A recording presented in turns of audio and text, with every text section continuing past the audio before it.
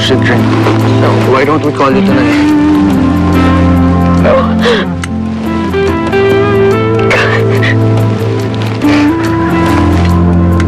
All my life, ngayon lang ako nasampan ng daddy ko.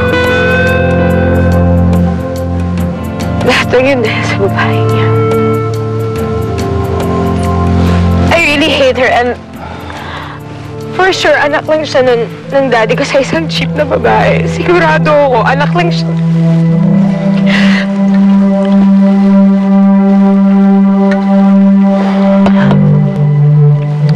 I do remember my dad saying that your dad was a playboy during his day.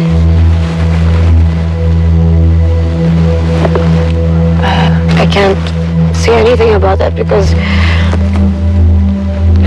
gwapo nga naman yung tatay ko, di ba? Posible na lang kung walang magkakagusto sa kanyang mga babae. And knowing my mom, I can't blame him kung magbabae siya. Hindi ko lang matanggap kung bakit kanya kailangan magkaroon ng anak sa kung sino mang kabit na yun. Ayoko ng kapatid. Ayoko. Lalo na sa dayanan yun. Ayoko talaga. Hindi ko matanggap.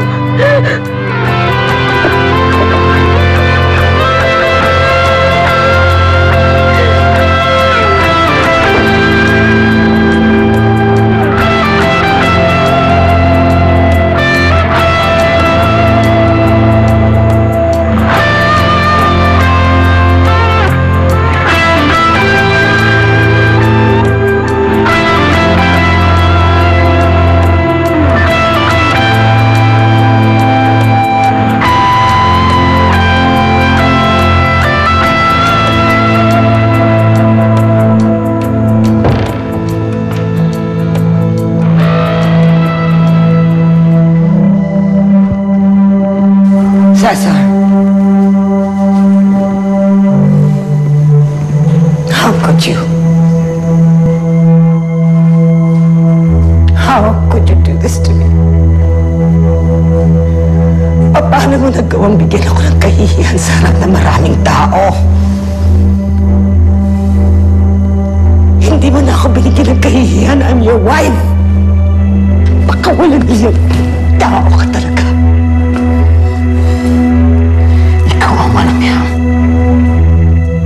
Alam mo ang tungkol sa anak ko kay Isabel. Pero hindi mo sinabi sa akin. Talagang hindi ko sasabihin dahil alam kong itong mangyayari. Don't you get it? Don't you ever get it, Cesar? I am your wife! How many times do I have to tell you that? I'm your legal wife. Isa lang siyang dakilang kabit. At mahirap pa. Bakit ba ako laging may kasalanan? Why do I have to be the one to feel guilty? Hindi ako papahid mo tumungtong dito ang bastardang anak mo sa Isabel na yon. Pero anak ko siya.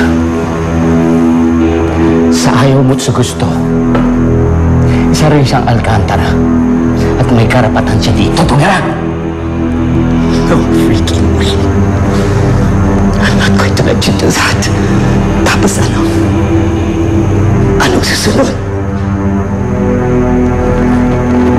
Titira din dito ang nanay niya? Huh?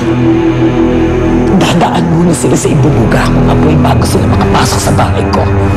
Dragon na kung dragon! I'm not going to let you do this. Ako lang ang may karapatan sa'yo. Ako lang. I am your wife. Ako lang ang may karapatan dito, Cesar. Don't you? Cesar!